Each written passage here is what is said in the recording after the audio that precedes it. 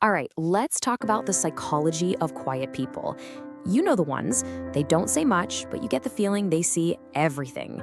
It's a really fascinating peek into a type of mind that honestly gets misunderstood a lot. So, let me ask you something. Have you ever been in a room, like a meeting or a party, and you've barely said a word, but you feel like you've seen it all? Like you're the one who noticed who was getting uncomfortable, who was being a little fake, or you picked up on those weird little power dynamics that just flew over everyone else's head.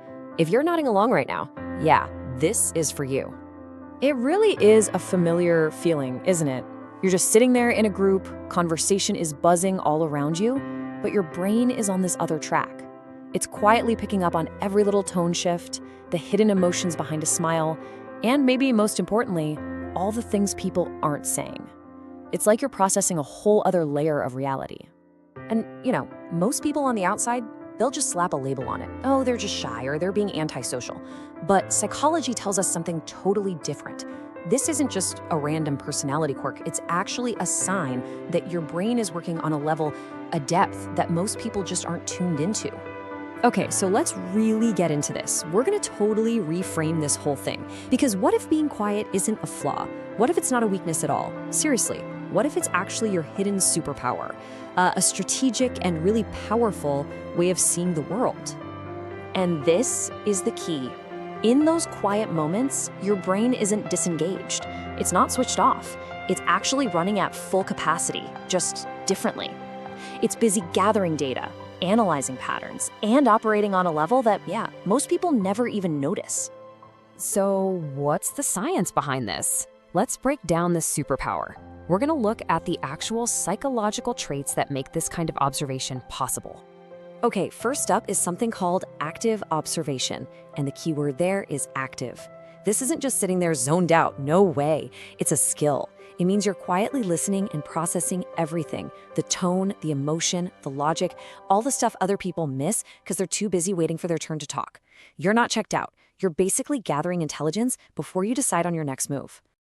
All right, next on the list is something called cognitive complexity. Now, this is the one that so often gets mislabeled as, you guessed it, overthinking. But it's really your brain's natural default setting to look at a situation from all the different angles. You're processing the details, the potential consequences, all the possibilities that, frankly, other people just don't even see. Right, so here's the most important thing to get about this. It's not a bug, it's a feature. While someone on the outside might see a quiet person and just assume, oh, they have nothing to add, the reality is that one thought in your head is probably branching out into 10 different directions. It's not overthinking, it's multidimensional thinking.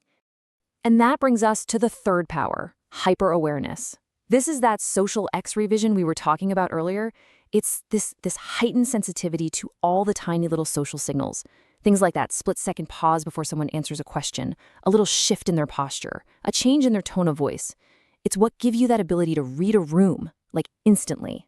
And a skill like this doesn't just come out of nowhere. A lot of the time, it's forged by early life experiences. Maybe you had to take on a lot of pressure or responsibility when you were young.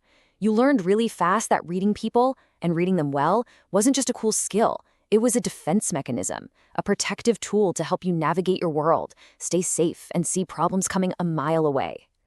So this all leads to a very common preference. You know what I'm talking about, small talk. For an observant mind, it can be absolutely draining. It's all on the surface and it can feel totally meaningless. Why? Because your brain craves depth. But deep conversations? Oh, that's a whole different story. That stuff is energizing. That's where you get to find meaning, explore big ideas. That's where a mind like this really lights up. So, after all that, what's the big takeaway? It's pretty simple, actually. It's time to embrace that rich inner world of yours. Your quiet, observant mind, it isn't some problem you need to fix or overcome. It's your greatest asset. Let's just put this all in one place. Your silence? It's really a form of strategic data collection. Your mind? It's built for deep dives, not for waiting in the shallow end of chatter. You are the one who sees the angles that everyone else misses. And maybe most importantly, your sense of validation, it comes from within, from your own insights, not from being the loudest person in the room. Look, the truth is, a mind like this is always running. It's constantly analyzing, connecting dots, imagining possibilities. And if this sounds like you, I really want you to hear this loud and clear.